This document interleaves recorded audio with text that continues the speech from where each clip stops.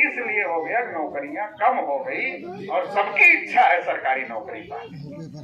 जिसकी उम्र है और जिसकी उम्र नहीं, वो सोच रहा मेरे बेटा बेटी पोता पोती को लग जाए। अब हमारा सवाल ये है, जब कुछ सरकारी रहेगा तभी तो सरकारी नौकरी रहेगी, और जब सरकारी नौकरी रहेगी तभी तो सरकारी नौकरी मिलेगी, और जब सरकारी नौकरी निकलेगी तभी तो उसमें आरक्षण मिलेगा। नहीं तो हम आरक्षण की लड़ाई लड़ते रहेंगे, 52%, 57%। एक दिन उनको भी कहेंगे, बहुत दिन से मांग रहे, दे देते 52%, ले लो भाई कागज पर 52%। अब नौकरी इसको है नहीं, कागज पे हो गया आरक्षण 52%, अब हम खुश दे दिया 52%। अब नौकरी निकल नहीं रही, सरकारी है नहीं। अरे सेना वालों को तो अग्निवीर बना दिया मोदी जी, सेना वालों को अग्निवीर बना दिया। तो ये जो सारे हालात हैं समझने की, और ये अंग्रेजों और मुगलों के द्वारा पैदा किए हालात नहीं। भी बहुत टेंशन में थे, जब अंग्रेज चले गए, मुगल चले गए, तो समस्या क्यों नहीं जा रही। तो पता चला कि अंग्रेज और मुगल तो बाद में आए, तो पता ही नहीं था कि ये इनके अलावा भी और कोई आया। टाइम्स ऑफ इंडिया में 21 मई 2001 को खबर छपी कि भारत में जो ब्राह्मण लोग रहते हैं, इनका जो डीएनए है, तो कह रहे थे प्रजापति जी को काली चमड़ी वाले अंग्रेज हैं, तो थोड़ा उनको भी जानकारी के लिए बता रहा हूँ कि ये जो काली चमड़ी वाले हैं, ये एक्चुअल में गोरी चमड़ी वाले ही हैं।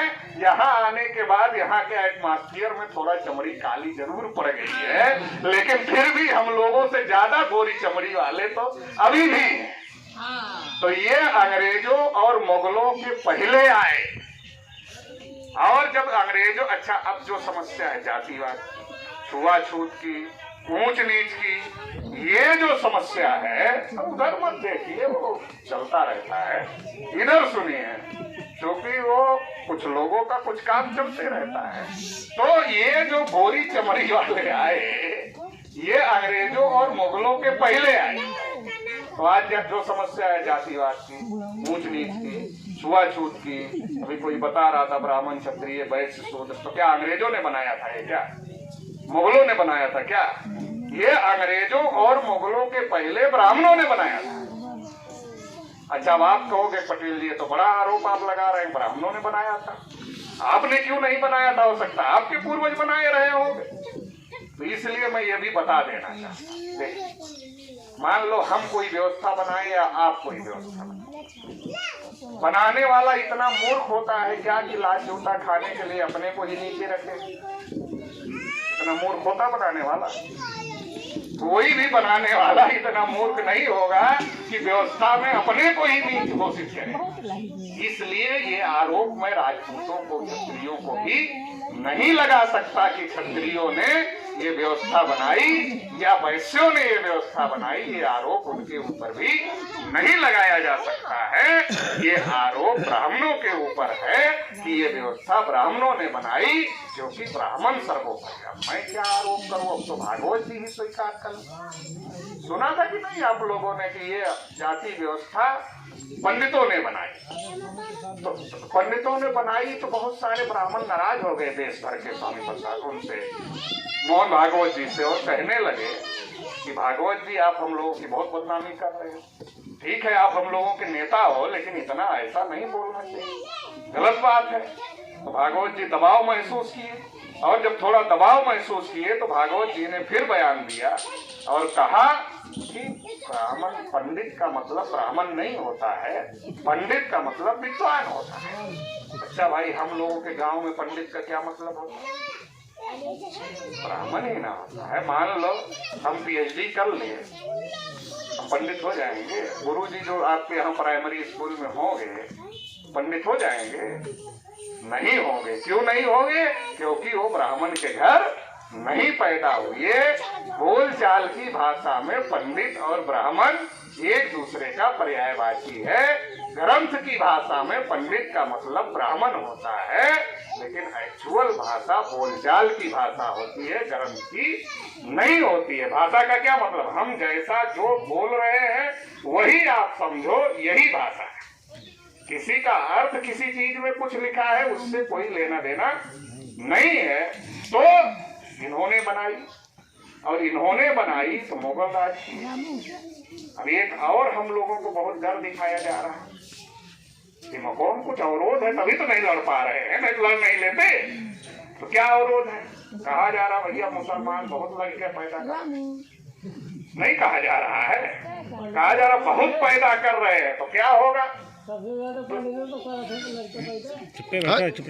साल में, 400 साल में, 500 साल में, अब ये पैदा करते करते करते करते 500 साल में, 700 साल में संख्या बढ़ा ले जाएंगे,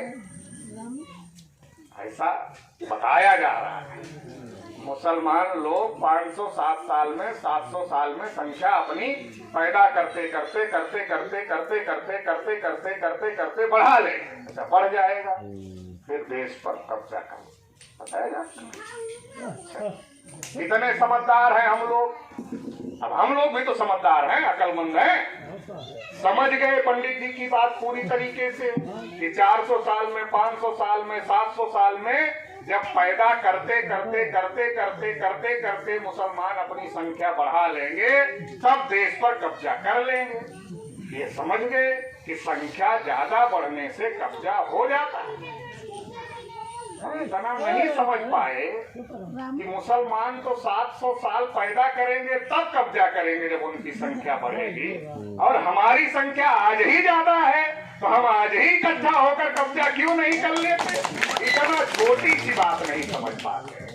और 700 साल बाद मुसलमानों का कब्जा नहीं होना चाहिए, इसके लिए आज से उनको खोपड़ी पर बिठाकर रखे हुए हैं और वो हमारा सारा हक अधिकार खत्म कर देगा।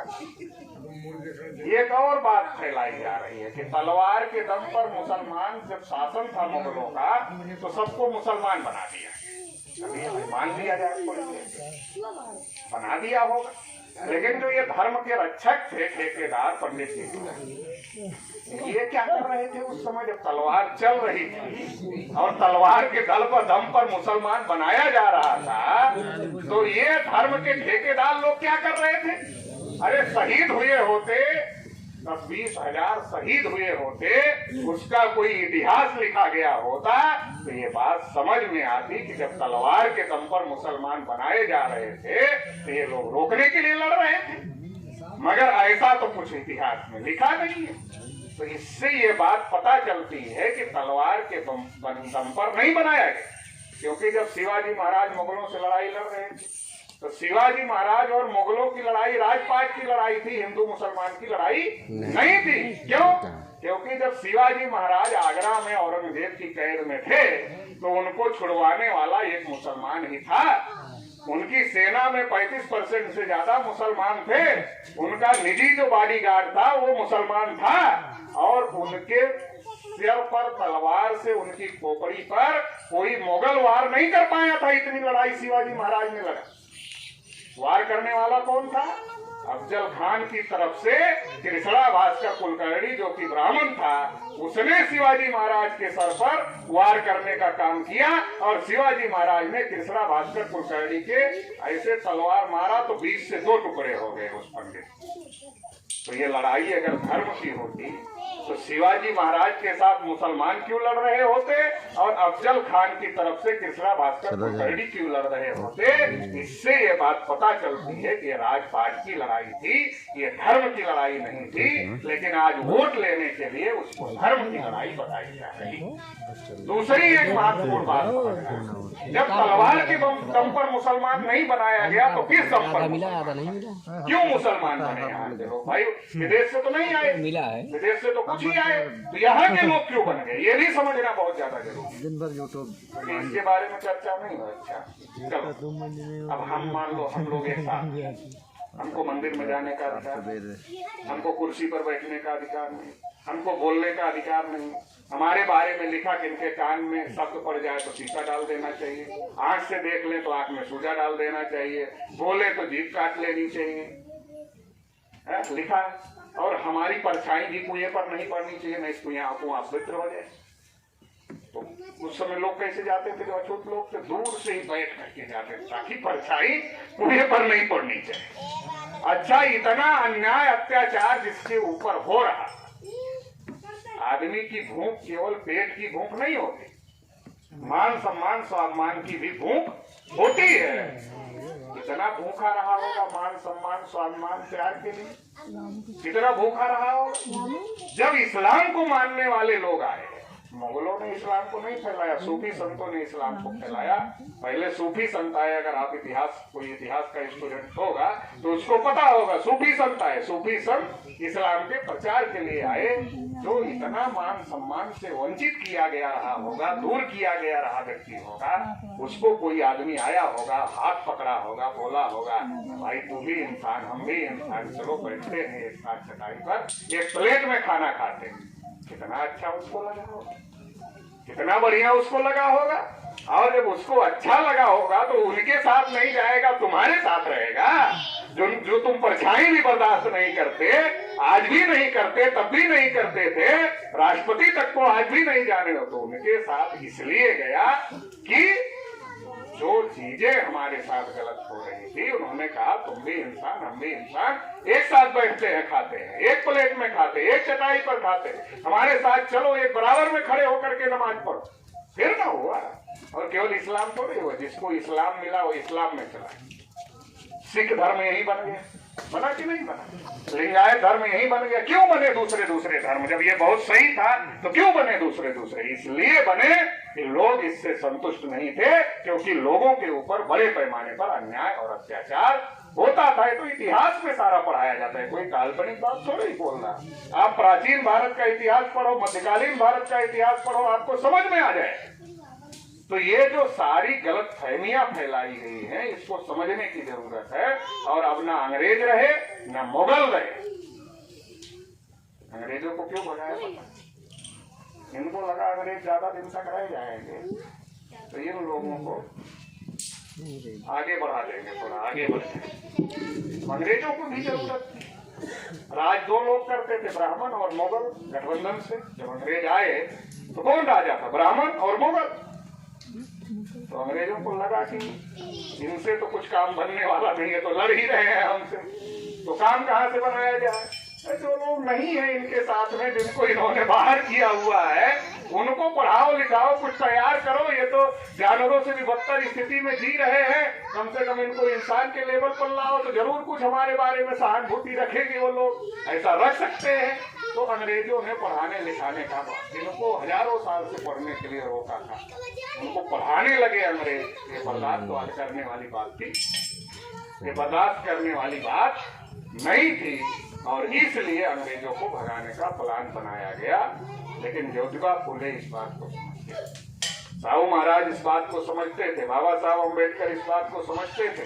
वो जानते थे और कहते भी थे और लिखा भी कि अंग्रेज चले जाएंगे, ये लोग दोबारा से राजा बन जाएंगे और ये बन जाएंगे, फिर हम लोगों को अधिकार नहीं है। इसलिए उन लोगों ने क्या किया? कहा हम अपने अधिकार के लिए आंदोलन चलाएंगे। और फूले साहू अम्बेडकर पेरियार ने जो आंदोलन चलाया, उसका नतीजा भारतीय संविधान। आज मैं खड़ा होकर बोल रहा हूँ, आप कुर्सी पर बैठकर सुन रहे हैं, तो ये भारतीय संविधान जो बाबा साहब अम्बेडकर ने लिखा उसकी वजह से है। नहीं तो ना हमको बोलने का अधिकार था, ना आपको सुनने का अधिकार था। तो ये सारा अधिकार संविधान आजादी की वजह से नहीं मिला। 15 अगस्त 1947 की वजह से नहीं, ये खामखा गलतफहमी है, इसकी वजह से नहीं मिला, संविधान की वजह से। और अगर संविधान सभा में बाबा साहब अम्बेडकर जैसे लोग नहीं होते तो ये अधिकार हम लोगों को नहीं मिलते। तो ये जो संविधान की वजह से मिला, आज फिर उसको खत्म करा था। पहला प्रधानमंत्री किसको बनना? पटेल जी को बनना था ना, वोट तो उन्हीं को मिला था। क्यों नहीं बने? क्या कभी सोचा आप लोग? इसलिए नहीं बने, ब्राह्मण नहीं थे। वल्लभ भाई पटेल। ब्राह्मणों को लगता था आजादी का आंदोलन सफल होगा तो हमारा ही आदमी बना। नेहरू जी घबरा गए, इसलिए तो जाति जनगणना सबसे पहले नेहरू जी रोके। नेहरू जी घबरा गए कि पटेल कांग्रेस में चुनाव जीत गया, हम हार गए। जाति जनगणना हो गई, पूरे देश को पता चल जाएगा कि हमारी संख्या 3.5%। तो 3.5% वाले के पीछे 52 वाला क्यों खड़ा होगा? जब उसको पता चल जाएगा हम 52 है, ये 3.5 है, तब से लेकर आज तक रोका गया। जो बात नेहरू जी को समझ में आई हो, इंदिरा जी को समझ में आई हो, अटल जी को समझ में आई हो, नरसिंह राव को समझ में आई, वो सबको समझ में आ रही। आज भागवत जी को भी समझ में आ रही, इसलिए मोदी जी को नहीं करने दे। मोदी जी का क्या दोष? मोदी जी का क्या दोष दिया जाए? मोदी जी के ऊपर दया किया जा सकता है कि भागवत जी का इशारा होगा तभी तो कुछ होगा। अब भागवत जी इशारा कर नहीं रहे हैं। कठपुतली की नाच देखा है? पुराने लोग देखे होंगे, हम लोग छोटे छोटे थे तो आखिरी समय कठपुतली की नाच का चल रहा था, उसके बाद बंद ही हो गई। तो कठपुतली नाचते हुए दिखाई देती थी, नचाने वाला दिखाई नहीं दे रहा था। ये कठपुतली चल रही, मोदी जी की कृपा से, जिस नेता को मोदी जी की कृपा से हो रहा, मोदी जी की कृपा से हो रहा, मोदी, ताकि आपको भ्रम हो जाए, आपको भ्रम हो जाए कि मोदी जी की कृपा। मोदी जी की कृपा नहीं है, भागवत जी की कृपा है। मोदी जी की कृपा नहीं है, भागवत जी की कृपा है। लेकिन मोदी जी को दिखाएंगे तब तो ओबीसी का वोट जाएगा। अगर कहेंगे भागवत जी की कृपा से हो रहा तो ओबीसी कहेगा तो भागवत जी के लोग वोट देंगे, हम क्यों वोट?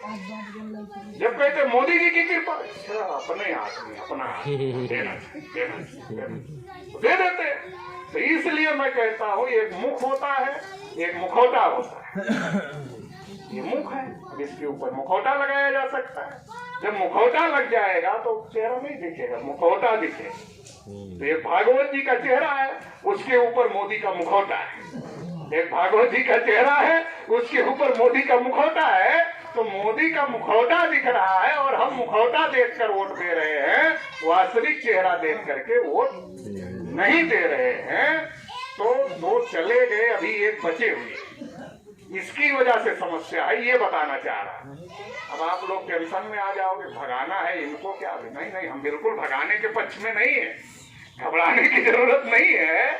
हम तीसरे वालों को भगाने की स्थिति में नहीं है, क्योंकि अंग्रेजों का पता था, जहां से आए थे चले गए। अब ये बेचारे कहाँ जाएंगे? हमारे लोग बहुत चिंतित हो जाते जब ये सारी बात सुनते हैं, कहते हैं भैया आप कह रहे हो विदेशी है, तो फिर कहाँ जाएंगे बेचारे? हमने कहा चिंता मत करो, यहीं रहने तो भाई, नहीं पता है तो हम लोग, हमारे पुर के राजा महाराजा रहे हैं, दानवीर रहे हैं, दयावीर रहे हैं, तो थोड़ा दया इनके ऊपर भी कर लो कि ठीक है यही रहो, लेकिन अपनी हद में रहो, यही रहो मगर अपनी हद में रहो कम से कम। तो हद में रोकना पड़ेगा। आज देखो क्या, देखो आजादी को 75 साल की आजादी में एक